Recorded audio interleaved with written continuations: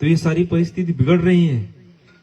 इन सभी परिस्थितियों को सुधारने के लिए संत आए, महापुरुषों का जन्म हुआ।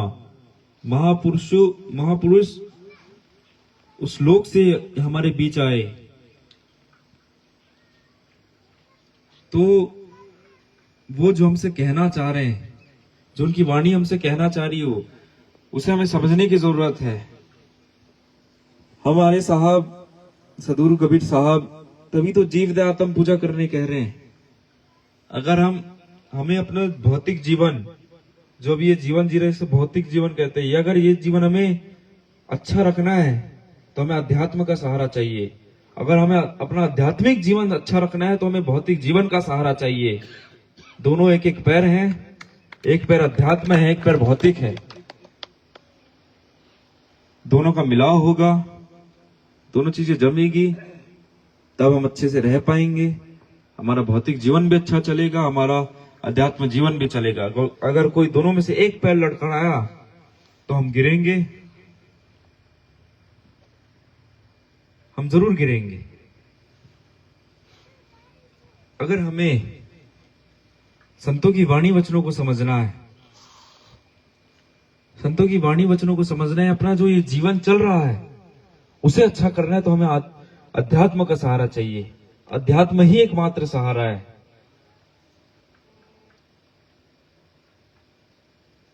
आत्मज्ञान जरूरी है। आत्मज्ञान तभी होगा जब हम अपने आप को समय देंगे, अपने लिए हम समय निकालेंगे। हमें अपने आप को समय देना होगा। जो हम कर रहे हैं, क्यों कर रहे हैं, क्या कारण है सब करने का, ये सब हमें जानना होगा। हम इस दुनिया में आए हैं, कारण क्या है, किस उद्देश्य के साथ आए, वो उद्देश्य हमें जानना होगा। हम अपने आप को जान ही नहीं पा रहे हैं। हमारा जितना भी ख्याल है, जितना भी हमें जो हमारा समय है वो दूसरों चीजों में हम लगा रहे हैं, अपने लिए हम समय नहीं दे रहे हैं, अपने आप को हम जान नहीं पा रहे हैं। हमें अपने आप को जानना जरूरी है। अपने आप को हम तभी जान पाएंगे जब हम अपने आप को समय देंगे। अपने आप को हम समय देंगे तो हम अपनी संतों की वाणी को समझ पाएंगे। बस हमें कुछ नहीं करना है, बस रोज अपने आप को आधे घंटे से शुरुआत करिए, आधा घंटा अपने आप को समय दीजिए। आप एकांत में बैठिए, अकेले बैठिए, अपना मोबाइल, अपना बाकी लोगों से, खान पान से थोड़ा सा आधे घंटे दूर रहिए। अकेले से वहां पे आप रहना चाहिए, आपके अलावा कोई नहीं रहना चाहिए। ऐसा नहीं होना चाहिए आपका शरीर वहां है, आपका मन दूसरी जगह लगा है। आपको मन लगाना होगा। आपको अपने आप से सवाल पूछना होगा, अपने आप को जानने की कोशिश करनी होगी। मैं ये चीज लिख कर दे रहा हूं, अगर आप ये चीज रोज करेंगे, ये प्रक्रिया रोज करेंगे तो आपको बहुत सारी चीजें पता चलेगी, बहुत सारी चीज आप जानेंगे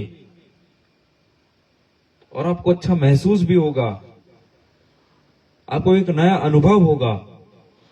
ये मैं लिख कर दे रहा हूं, बस इस प्रक्रिया को आपको रोज करना होगा। अब भले हमें इंसान का शरीर मिला है, हमारे अंदर इंसानियत रहनी जरूरी है, इंसानियत रहनी जरूरी है। तो अगर इंसानियत हमें रखनी है, हमें इंसान बनकर रहना है, तो हमें सभी जीवों पर दया करनी होगी, सभी जीवों को एक समान मानना होगा। दया करो, धर्म को पालो, जग से रहो उदासी, अपना साजीव सबको मानो, तभी मिले अविनाशी। दया करो, धर्म को पालो। दया ही धर्म का सार है, दया ही धर्म का मूल है। जब तक हमारे अंदर दया नहीं होगी, हमारा धर्म नहीं होगा। दया ही धर्म है, दया ही धर्म है। हम सबको एक समान मानेंगे, सबको एक नजरों से देखेंगे। बस हमको इतना ही मानना है कि जो परमात्मा हमारे अंदर है वो सभी के अंदर है, सबके अंदर वो परमात्मा विराजमान है। क्या इंसान, क्या जानवर, सबके अंदर वही परमात्मा है, सबके अंदर वो एक परमात्मा है। अगर ये हम मानसिकता रखेंगे तो हम सबको एक समान मानेंगे, सबके प्रति हमारे अंदर प्रेम भाव रहेगा, तब हम अच्छा इंसान बन पाएंगे, तब हम अपने आप को जान पाएंगे। आपको मेरी बातें अभी समझ नहीं आई होगी। अब जैसे जैसे मेरी बातों पर विचार करेंगे, मैं जो कह रहा हूं आप उसको समझने की कोशिश करेंगे कि मैंने अभी तक जो भी आपसे बातें कही, आप उस पर पूरा ध्यान करके विचार करेंगे कि क्या बातें सही हैं, क्या बातें मैं कहना चाह रहा हूं आप लोगों से।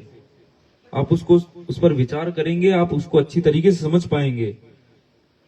और मेरी बातें मानिएगा मत, पहले मेरी बातें पहले मत मानिएगा। मैं नहीं कहूंगा आप लोगों से मानने। यहाँ जितने व्यक्ति बैठे, मैं किसी से नहीं कहूंगा आप मेरी बात मानिए।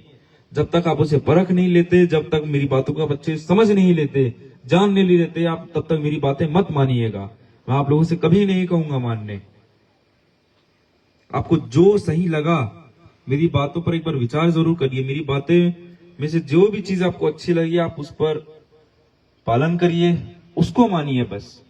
जो अगर आपको समझ नहीं आ रहा है तो आप उसको वापस पूछिए, लेकिन आप एक बार सोच विचार करके अच्छे से समझ के ही पूछिएगा। जब तक आप उस पर विचार नहीं करेंगे, आप तब तक समझ नहीं पाएंगे मेरी बातें। तो इतनी कुछ बातें थी जो मुझे आपके बीच रखनी थी। और ये 2 पत्रिका है केडीवी मिशन, जैसे आपको मैंने बताया अभियान, उसका जो उद्देश्य है वो इस पत्रिका में है,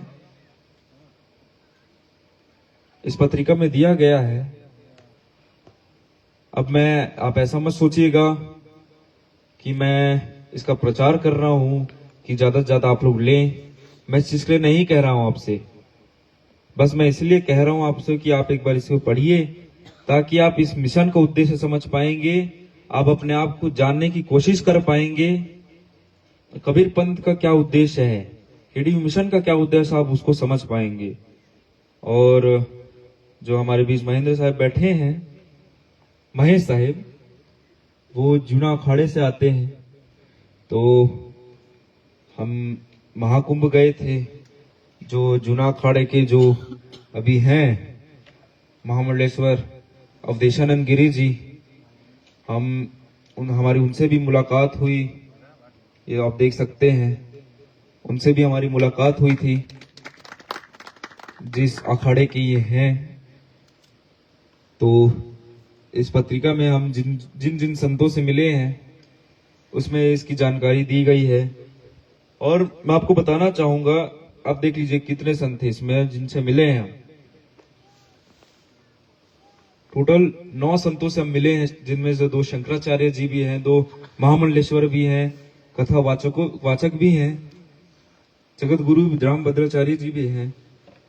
तो मैं इन सबसे चर्चाएं हुई, कबीर साहब को लेकर, कबीर पंथ को लेकर इनसे चर्चाएं हुई, इनसे काफी बातचीत हुई। इन सब ने मुझे एक बात कही कि जो भी हमारे प्रवचन होते हैं, जो भी हमारी कथाएं होती है, वो सदगुरु कबीर साहब के वाणी वचनों के बगैर हो ही नहीं सकती। हमें सदगुरु कबीर साहब की वाणी वचन, उनकी साखियां हमें हमारे कथाओं में, हमारे प्रवचन में लेनी ही पड़ती है। तो सोचिए, वो सदगुरु कबीर साहब की वाणी वचनों को कितना महत्व समझते, उसको कितना महत्व देते हैं। तो ऐसे हमारे सदगुरु कबीर साहब और उनकी वाणी वचन हर व्यक्ति के हृदय में उनके वाणी वचनों के लिए एक स्थान बना हुआ है, उसका महत्व अच्छे से समझ पाते हैं। हमको उनकी वाणी वचनों को अच्छे से समझना होगा, उसको जानना होगा। हमारे साहब की जितनी भी वाणी वचन है, बहुत ही सरल भाषा में, कोई ऐसा है नहीं कि उसे समझ नहीं पाएगा। बहुत ही सरल भाषा में साहब ने समझाया है, साहब की वाणी वचन है। आप थोड़ा सा समझने की कोशिश करेंगे, आप बिल्कुल समझ पाएंगे। आप अच्छा भाव रखेंगे, प्रेम भाव से समझने की कोशिश करेंगे, आप उसे अच्छे से समझ पाएंगे। तो इतनी बातें थी जो मुझे आपके बीच रखनी थी। और मैं आप लोगों से अनुरोध करूंगा कि आप एक बार कबीर धर्मनगर दामाखेड़ा जरूर आए। दशहरे में केडीवी मिशन का वार्षिक उत्सव होता है, भव्य उत्सव होता है, और दशहरा भी काफी भव्य रूप से धूमधाम से बनता है। और हमारा एक वार्षिक उत्सव और होता है जो निरंतर 121 वर्ष से चला आ रहा है। जो अब आएगा 122वां वर्ष होगा उस मेले का। सदगुरु कबीर संत समागम समारोह माघ मेला होता है।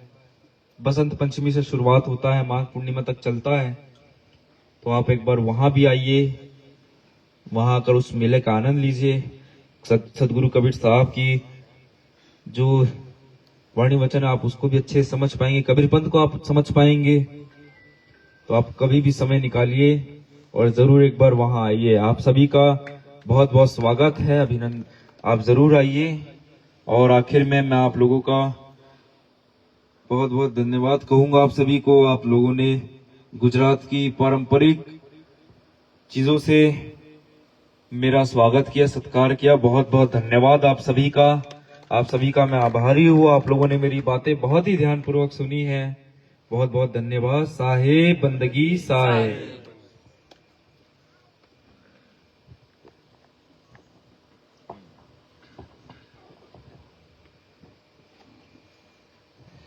बंदगी देना है क्या?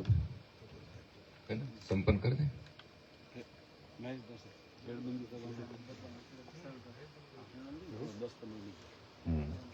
તો આપ સૌ સદગુરુના સંદેશથી પરિચિત થયા છો। આપણે સાહેબની ભેટબંધગી લેવી હોય તો શાંતિપૂર્વક ક્રમથી લાઈન પંક્તિબદ્ધ બનાવીને સાહેબના દર્શન કરતા જાઓ એક તરફથી, અને આપણે સાહેબના દર્શન પછી તરત અહીંથી સાહેબ થોડી વારમાં પ્રસ્થાન કરશે। સાહેબ બંદગી સાહેબ।